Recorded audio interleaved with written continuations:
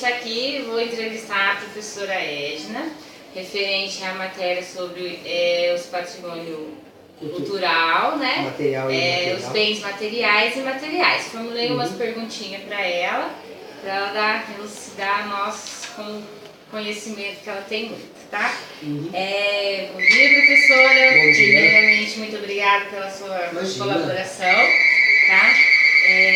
Professora, gostaria que a senhora discorresse sucintamente sobre o entendimento dos bens materiais e imateriais. Bom, toda a produção humana, né, desde os homens das cavernas, né, tudo isso é história e é produção material ou imaterial. Eu trabalho, toda a cultura humana é feita dessa interação. Então, a imaterial geralmente está relacionada ao modo de pensar, a filosofia, a sociologia, a história, quando ela trata dos livros, das pesquisas e também da alteração que a história faz com o tempo de como o homem pensa e como o homem se relaciona com outros homens e com a natureza. Então ele produz imaterialmente muita cultura, que é aquilo que a gente vê nos livros, que a gente se apropria, especialmente a gente como professor de história, a gente se apropria do conhecimento que a humanidade produziu e a gente agora, como professora de história, a gente repassa para os alunos muito desse conhecimento, sempre colocando a nossa vivência no processo. Já o material já é mais fácil, por quê? Porque aí é um processo mais da arte, por assim dizer, porque a arte trabalha mais esse patrimônio, que é o resultado dessa produção, que tem que ser primeiro intelectualizada em material para depois se transformar em material. Quando você fala de cultura material, você começa pensando patrimônio material, você só pensa a partir dos egípcios, mas na verdade o patrimônio cultural material já está na arte rupestre das cavernas, quando eles pintavam, quando eles tentavam através da pintura já garantir a caça, ou então contavam a história do povo através da pintura. Então nós temos diversas pinturas rupestres, sem contar vestígios que foram deixados, que são pontas de flecha, pedra lascada, pedra polida, sambaquis, que é aquele amontoado de conchas, né, que a gente vai descamando e a gente vai encontrando diversos vestígios de civilizações. Então o homem sempre encontra uma forma de marcar a sua passagem no tempo. Então, isso é história. Então, quando a gente fala do material, parece que fica mais simples de entender. Porque você está vendo, você pode ver em fotos, foi muito destruído há pouco tempo atrás pela civilização islâmica radical, foram muitas coisas destruídas naquela região do Oriente Médio. Mas nós temos fotos, nós temos filmagem, nós sabemos o que o homem fez, como o homem expôs a sua forma de pensar, como ele cultuou sua religião, em que tipo de religião era, se era animismo, se era zoologia, se era antropozoomórfico, tudo isso que nós temos. E atualmente nós temos diversos museus que estão aí para guardar as obras de artes que foram produzidas pelo homem através da história. E depois temos os monumentos, que aí, inclusive fica até mais fácil, né? Que a gente vai muito para o Egito, vai muito para a Itália.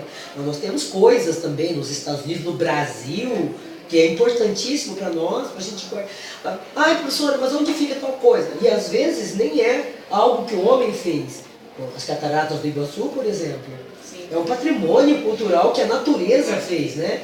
Então tudo isso a gente tem que levar para gerações futuras, porque muita gente acha que aliás eles encaram às vezes a história como uma coisa que ficou no passado, eles esquecem que a história é um caminhar humano, e que a gente vem vindo, a gente vai acumulando, e quando eu falo para eles, olha, a última grande mudança na forma de pensar se deu no iluminismo, mas como que o homem começou a pensar muitas coisas que nós pensamos hoje? Vamos na Grécia, aí tem a filosofia que nos ajuda a fazer esse entendimento, vamos depois para Roma, depois nós vamos para o Renascimento, então tudo é patrimônio, que é mudança na forma de entender o homem, o mundo, entender a natureza, entender quem somos, de onde viemos, para onde vamos, o que é que nós estamos fazendo aqui, qual é o nosso papel na preservação dessa cultura, na preservação da natureza, na preservação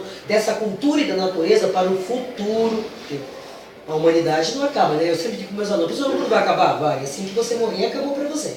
Com certeza. Uhum. Então vamos para a próxima pergunta. Referente aos bens imateriais, no qual se faz necessária a transmissão dos conhecimentos de geração em geração, qual o papel das pessoas com mais experiência na conservação desses bens?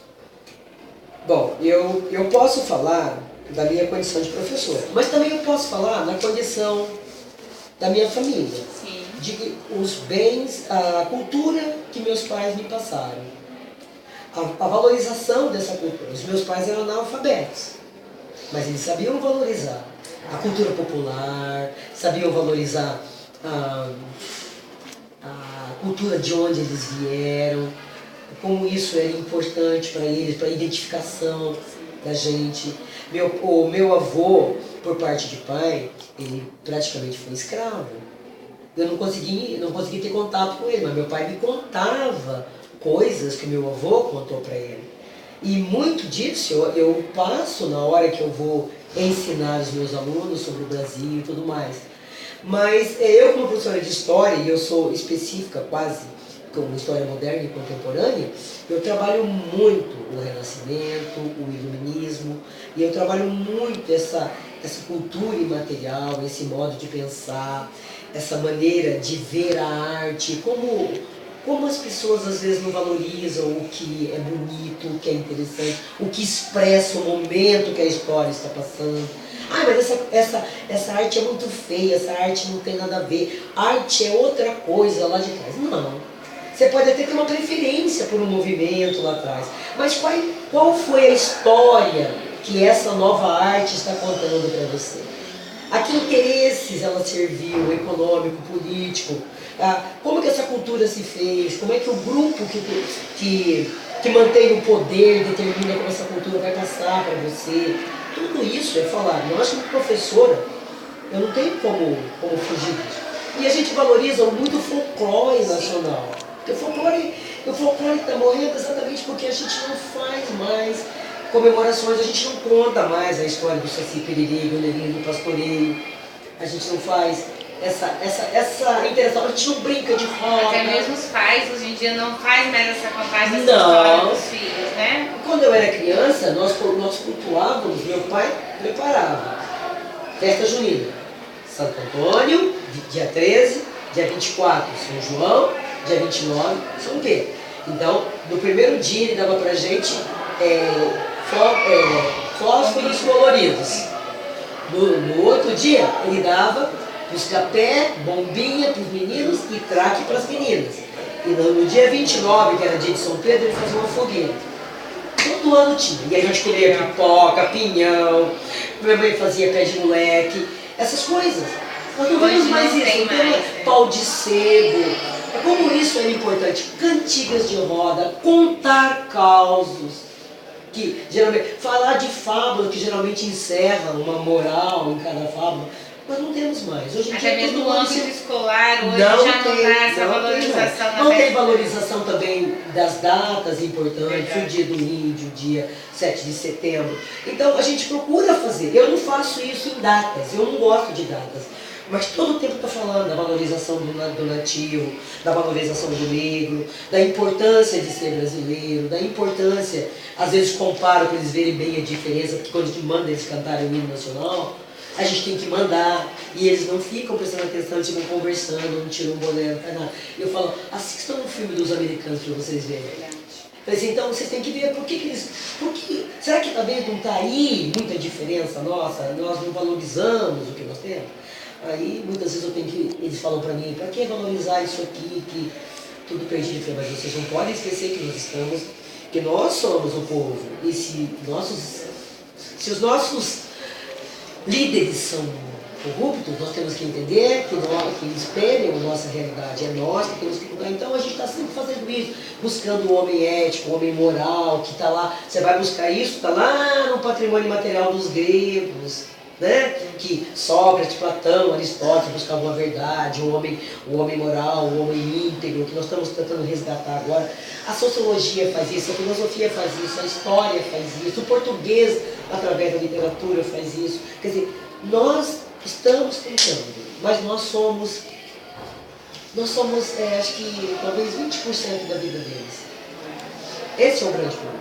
Com certeza. Bom, vou até encerrar porque não foi nem uma entrevista, foi uma aula. Muito obrigada mais uma vez, tá? Tenho certeza que todos vocês vão poder aproveitar, que realmente foi muito satisfatório, tá? Eu que agradeço pela oportunidade. Obrigada.